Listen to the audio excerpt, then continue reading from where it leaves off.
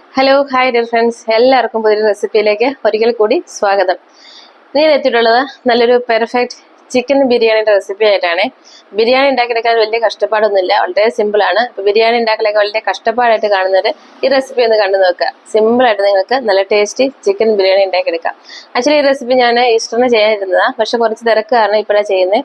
എല്ലാവരും ഒന്ന് തിരക്ക് നോക്കിയിട്ട് അഭിപ്രായം അറിയിക്കാൻ മറക്കരുത്. അപ്പോൾ നമുക്ക് വേഗം തന്നെ നമ്മുടെ റെസിപ്പിയിലേക്ക് പോകാം. Keep on watching guys. Biryani ഉണ്ടാക്കുമ്പോൾ ഫസ്റ്റ് സ്റ്റെപ്പ് എന്ന് പറഞ്ഞാൽ ചിക്കൻ ഒന്ന് മാരിനേറ്റ് ചെയ്ത് മാറ്റി വയ്ക്കാം. 3/4 കിലോ ചിക്കൻ ക്ലീൻ ചെയ്തെടുത്തിട്ടുണ്ട്. നമുക്കിതിലേക്ക് ഉപ്പ്, പിന്നെ ഇഞ്ചി വെളുത്തുള്ളി പേസ്റ്റ് അത് 1 ടീസ്പൂൺ ചേർത്ത് കൊടുത്തിട്ടുണ്ട്. പിന്നെ കുറച്ച് പൊടികൾ, വളരെ കുറച്ച് മഞ്ഞൾപ്പൊടി, പിന്നെ നല്ല എരിവുള്ള മുളക് പൊടി അത് 1 ടീസ്പൂൺ ചേർത്ത് കൊടുക്കുന്നുണ്ട്. പിന്നെ കുറച്ച് കുരുമുളക് പൊടി, ഗരം മസാല ഇത്രയും മാത്രം ചേർത്ത് കൊടുത്താൽ മതി. പിന്നെ നല്ല പുളി വേണമെന്നുണ്ടെങ്കിൽ പുളിക്ക് വേണ്ടി കുറച്ച് തൈര് ചേർത്ത് കൊടുക്കുന്നുണ്ട്. തൈരിന് പകരം നിങ്ങൾക്ക് ലെമൺ ജ്യൂസും എടുക്കാം. ഞാനൊരു 2 ടീസ്പൂൺ തൈര് മാത്രമേ ചേർത്ത് കൊടുക്കുന്നുള്ളൂ. പിന്നെ അരിപ്പൊടി, നമ്മൾ ഇടിയപ്പം ഒക്കെ ഉണ്ടാക്കുന്ന അരിപ്പൊടി ഇല്ലേ, അതൊരു 2 ടീസ്പൂൺ ചേർത്ത് കൊടുത്തിട്ടുണ്ട്. നമ്മൾ ചിക്കൻ ഫ്രൈ ചെയ്യുമ്പോൾ നല്ല ക്രിസ്പി ആയിട്ട് വരാൻ വേണ്ടിയിട്ടാണ്. ഇതെല്ലാം നന്നായിട്ടൊന്ന് മിക്സ് ചെയ്ത ശേഷം നമുക്ക് മാരിനേറ്റ് ചെയ്ത് മാറ്റി വയ്ക്കാം.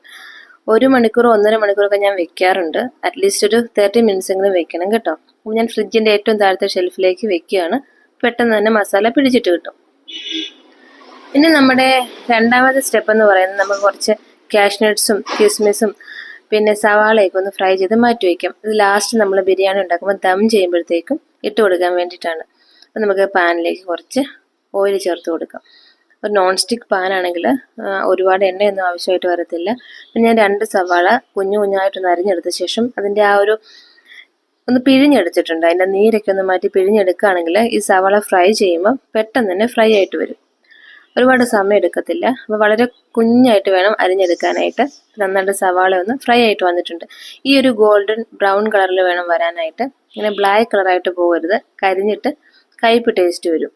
അപ്പം നമ്മുടെ സവാള ഒന്ന് ഫ്രൈ ആക്കിയിട്ടുണ്ട്. ഇനി നമുക്ക് കുറച്ച് കിസ്മിസും നട്ട്സും ഒക്കെ ഒന്ന് ഫ്രൈ ചെയ്യാം. രണ്ടും ഒരുമിച്ചിട്ട് തന്നെയാണ് ചെയ്യുന്നത്. നട്ട്സ് ഇട്ടൊന്ന് ഒരു ബ്രൗൺ കളറായി വരുമ്പോഴത്തേക്കും എസൻസ് കൂടെ ഇട്ട് കൊടുക്കാം. എന്നിട്ട് നമുക്കിത് എണ്ണയിൽ നിന്ന് മാറ്റാം. അപ്പം ഈ പരിപാടിയും കഴിഞ്ഞു. അപ്പം ഇങ്ങനെ നമ്മൾ ഓരോന്നോരോന്ന് ചെയ്ത് മാറ്റി വയ്ക്കുകയാണെങ്കിൽ ബിരിയാണി ഉണ്ടാക്കിയെടുക്കാനായിട്ട് ഭയങ്കര സിമ്പിളാണ് കേട്ടോ. നമ്മുടെ ഈ ഒരു ഫ്രൈ ചെയ്തിട്ടുള്ള നട്ട്സും കിസ്മിസും സവാളയും എല്ലാം നമുക്ക് മാറ്റി വയ്ക്കാം. ഇനി നമുക്ക് അടുത്തായിട്ട് റൈസ് ഒന്ന് വേവിച്ച് മാറ്റി വയ്ക്കാം. ഞാൻ ഇതുപോലെ കലത്തിൽ വെള്ളത്തിൽ തന്നെയാണ് റൈസ് വേവിക്കുന്നത്. ഒരുമിച്ച് റൈസും വെള്ളവും കൂടെ വേവിക്കുകയല്ല. നമുക്ക് വെള്ളത്തിലേക്ക് കുറച്ച് സ്പൈസസും നെയ്യും ലെമൺ ജ്യൂസും ഉപ്പും ഒക്കെ ചേർത്ത് കൊടുത്ത് റൈസ് വേവിച്ചെടുക്കാം. സാധാരണ 2 കപ്പ് അരിക്ക് 2.5 കപ്പ് വെള്ളം ചേർത്ത് അങ്ങനെ പറ്റിച്ചെടുക്കാറുണ്ട്. അപ്പം ഞാൻ ഈ ഒരു രീതിയിലാണ് ചെയ്യാറുള്ളത്. അരി വേവിച്ച് ഊറ്റിയെടുക്കുകയാണ് ചെയ്യുന്നത്. കുറച്ചുകൂടെ ഇഷ്ടം എനിക്ക് അതാണ്. നിങ്ങൾക്ക് ഏതാണോ കംഫർട്ടബിൾ അങ്ങനെ ചെയ്യാം കേട്ടോ. ഞാനിവിടെ ബസ്മതി റൈസ് എടുത്തേക്കുന്നത്. കഴുകി വെള്ളമൊക്കെ മാറ്റി എടുത്തിട്ട് നമുക്കിതിലേക്ക് ഇട്ട് കൊടുക്കാം. എന്നിട്ടൊരു 1/4 ഭാഗം വേവാകുമ്പോഴത്തേക്കും നമുക്കിത് സാധാരണ നമ്മൾ ചോറൊക്കെ ഈ ഒരു സ്റ്റെയിനറിലേക്ക് ഇട്ട് നമുക്ക് ഒഴിച്ചെടുക്കാം. ഈ തുളയുള്ള പാത്രമല്ലേ, അതിലേക്കിട്ട് ഒഴിച്ചെടുക്കുകയാണെങ്കിൽ വെള്ളം മുഴുവൻ പോയിട്ട് നന്നായിട്ട് വെള്ളമെല്ലാം മാറി കിട്ടും. ഇതാ ഈ പാത്രത്തിലേക്ക് വേവായി കഴിയുമ്പോൾ ഞാൻ ഊറ്റിയെടുക്കുകയാണ് ചെയ്യുന്നത്. അപ്പം നമ്മുടെ റൈസ് വേവായിട്ട് വരട്ടെ. ആ സമയത്ത് നമ്മുടെ ചിക്കൻ റെഡി ആയിട്ട് വന്നിട്ടുണ്ട്. ഒരു 1 മണിക്കൂർ കൂടുതൽ സമയം എടുത്തു. അപ്പം നമുക്ക് ചിക്കൻ ഒന്ന് ഫ്രൈ ആക്കി എടുക്കാം. മീഡിയം ഫ്ലെയിമിൽ വെച്ചിട്ട് വേണം ഫ്രൈ ആക്കി എടുക്കാനായിട്ട്. നിങ്ങൾക്ക് ചിക്കൻ വലിയ സൈസായിട്ടോ ചെറിയ സൈസായിട്ടോ എങ്ങനെ വേണമെങ്കിലും മുറിച്ചെടുക്കാം. ഞാൻ ഈ ഒരു വലുപ്പത്തിലാണ് ചിക്കൻ എപ്പോഴും കട്ട് ചെയ്തെടുക്കാറുള്ളത്. ഒരു സൈഡ് ഒന്ന് റെഡി ആയിട്ട് വന്നിട്ടുണ്ട്. നമുക്കൊന്ന് മറിച്ചിട്ട് കൊടുക്കാം.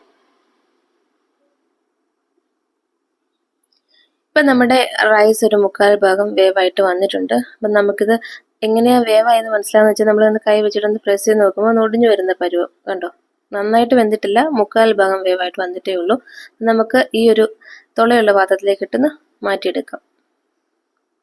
അപ്പം നമ്മുടെ ചിക്കനും ഫ്രൈ ആയിട്ട് വന്നിട്ടുണ്ട്. ചിക്കനും ഫ്രൈ ചെയ്ത് നമുക്ക് മാറ്റി വയ്ക്കാം. അപ്പം ബിരിയാണി ഉണ്ടാക്കുമ്പോൾ ഇങ്ങനെ സ്റ്റെപ്പ് ബൈ സ്റ്റെപ്പ് ആയിട്ട് ഓരോ കാര്യങ്ങൾ ചെയ്യുകയാണെങ്കിൽ ഒരുപാട് സമയമോ ഒത്തിരി പാത്രങ്ങളോ ഒന്നും ആവശ്യമായിട്ട് വരത്തില്ല. നമുക്ക് ചിക്കനും ഫ്രൈ ചെയ്ത് മാറ്റി വയ്ക്കുകയാണേ. ഇനി നമുക്ക് ഫ്ലെയിം ഓണാക്കി കൊടുത്ത ശേഷം ഞാനിവിടെ പഴയ ഒരു കുക്കറാണ് എടുക്കുന്നത്. ബിരിയാണി ഉണ്ടാക്കാൻ വേണ്ടി മാത്രം യൂസ് ചെയ്യുന്നതാണ്. അല്ലെങ്കിൽ ബിരിയാണി ചെമ്പുണ്ടെങ്കിൽ നിങ്ങൾ അതെടുക്കാം. അതിലേക്ക് നമുക്കൊരു 2 ടേബിൾ സ്പൂൺ നെയ്യ് ചേർത്ത് കൊടുക്കാം. നെയ്യ് നന്നായിട്ട് ചൂടായിട്ട് വരുമ്പോഴത്തേക്ക് സ്പൈസസ് ചേർത്ത് കൊടുക്കാം. ഗ്രാമ്പു, പട്ട, ഏലക്കായ, പിന്നെ തക്കോലം ഇതെല്ലാം ചേർത്തിട്ടുണ്ട്. ഒരു 2.5 സവാള, പിന്നെ കുറച്ച് കറിവേപ്പിലയും ചേർത്ത് കൊടുത്തിട്ടുണ്ട്. ആവശ്യത്തിന് ഉപ്പ് ചേർത്ത് കൊടുത്ത് നന്നായിട്ടൊന്ന് വഴറ്റിയെടുക്കാം. ഇനി നമുക്കിതിലേക്ക് ഇഞ്ചി വെളുത്തുള്ളി പേസ്റ്റ് 1 ടീസ്പൂൺ ചേർത്ത് കൊടുക്കാം. മീഡിയം ഫ്ലെയിമിൽ വെച്ചിട്ട് നന്നായിട്ടൊന്ന് വഴറ്റിയെടുക്കാമേ. സവാളയൊക്കെ ഒന്ന് വഴന്നു വന്നിട്ടുണ്ട്. നമുക്കിതിലേക്ക് മഞ്ഞൾപ്പൊടി, മല്ലിപ്പൊടി, ഗരം മസാല, കുരുമുളക് പൊടി, മുളക് പൊടി ഇത്രയും ചേർത്ത് കൊടുത്ത് നന്നായിട്ട് വഴറ്റിയെടുക്കാം. അപ്പോൾ പൊടികൾ ചേർത്ത് കൊടുക്കുമ്പോഴത്തേക്കും തീ നന്നായിട്ട് കുറച്ച് വെച്ച ശേഷം വേണം വഴറ്റി കൊടുക്കാനായിട്ട്. ഇതിലേക്ക് ഒരിത്തിരി തൈര് ചേർത്ത് കൊടുക്കണം. ഒരു 2 ടീസ്പൂണൊക്കെ തൈര്, പിന്നെ നല്ല ചൂട് വെള്ളം ഇതും കൂടെ ചേർത്ത് കൊടുത്ത് നന്നായിട്ട് ഇളക്കിയെടുക്കാം.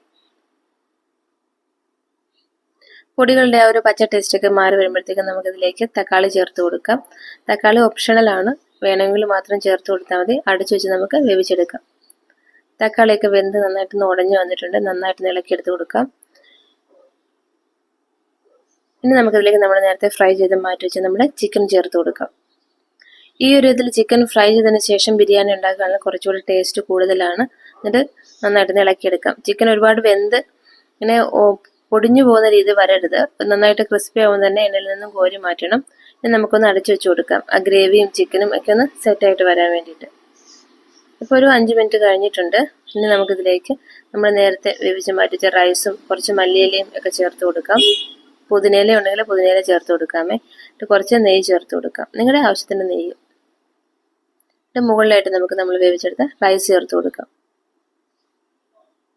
ഇനി ഞാൻ ഇതിൻ്റെ മുകളിലായിട്ട് നമ്മൾ നേരത്തെ ഫ്രൈ ചെയ്ത് മാറ്റി വെച്ച സവാളയും കിസ്മിസും നട്ട്സും ഒക്കെ ചേർത്ത് കൊടുക്കുകയാണ്.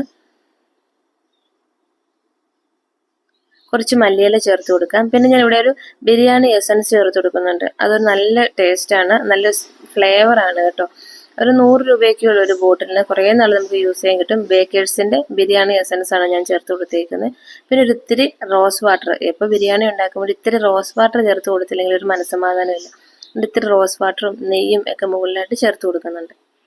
ഈ ബിരിയാണി എസൻസ് ചേർത്ത് കൊടുക്കുമ്പോൾ നമ്മൾ ഈ ബിരിയാണിയുടെ ഈ ദം ചെയ്ത് കഴിഞ്ഞ് തുറക്കുമ്പോഴത്തേക്കും നല്ലൊരു സ്മെല്ലാണ്.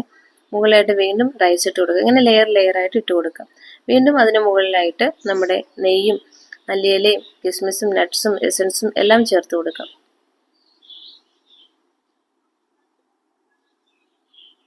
ബിരിയാണിയൊക്കെ ഉണ്ടാക്കുക എന്നുള്ളത് സിമ്പിൾ പരിപാടിയാണ്. നമ്മൾ കാണുമ്പോൾ കുറേ പ്രൊസീജിയർ ഉണ്ടല്ലോ എന്ന് തോന്നും. പക്ഷേ ചെയ്ത് വരുമ്പോഴത്തേക്കും വളരെ സിമ്പിളാണ് കേട്ടോ. നമ്മൾ പുറത്തുനിന്നൊക്കെ വാങ്ങുന്ന ബിരിയാണിയെക്കാളും ടേസ്റ്റാണ് വീട്ടിലിങ്ങനെ ഉണ്ടാക്കിയെടുക്കുമ്പോൾ. അപ്പം ഞാനൊരു അടപ്പ് വെച്ച് കൊടുത്തിട്ടുണ്ട്. ഹോളുള്ള അടപ്പ് മാറ്റിയിട്ട് ഒട്ടും സ്റ്റീം പുറത്തേക്ക് വരാത്ത രീതിയിലുള്ളൊരു ലിഡ് വെച്ച് കൊടുത്തിട്ടുണ്ട്. നമുക്കിത് അടച്ചു വെച്ച് കുറഞ്ഞ തീയിൽ ദം ചെയ്തെടുക്കാം. അപ്പം നമ്മുടെ ബിരിയാണി അടിപൊളിയായിട്ടുണ്ട്. തുറക്കുമ്പോൾ തന്നെ നല്ല ആ എസൻസിൻ്റെയും നെയ്യുടെയും ഒക്കെ സ്മെല്ലാണ്. റൈസൊക്കെയാണെങ്കിലും കറക്റ്റ് വേവായിട്ട് വന്നിട്ടുണ്ട്. അപ്പോൾ ആ സ്മെല്ലൊക്കെ എനിക്ക് മാത്രമേ അറിയാൻ പറ്റുള്ളൂ. അപ്പം നിങ്ങൾ ഉണ്ടാക്കി കഴിയുമ്പോൾ മാത്രമാണ് ബിരിയാണിയുടെ ടേസ്റ്റും ആ ഒരു മൊത്തത്തിൽ മനസ്സിലാവത്തുള്ളൂ. അപ്പോൾ ബിരിയാണി ഉണ്ടാക്കാൻ വലിയ കഷ്ടപ്പാടായിട്ടൊക്കെ കരുതുന്നവർ ഒരു കഷ്ടപ്പാടും ഇല്ല. സിമ്പിളായിട്ട് നല്ല ടേസ്റ്റ് ആയിട്ട് പെർഫെക്റ്റ് ബിരിയാണി വീട്ടിലുണ്ടാക്കിയെടുക്കാം. ഉണ്ടാക്കി നോക്കിയിട്ട് നിങ്ങളുടെ അഭിപ്രായങ്ങൾ കമൻറ്റ് സെക്ഷനിൽ അറിയിക്കാൻ മറക്കരുത്. മറ്റൊരു വീഡിയോയിൽ കാണാം. Take care. ബൈ.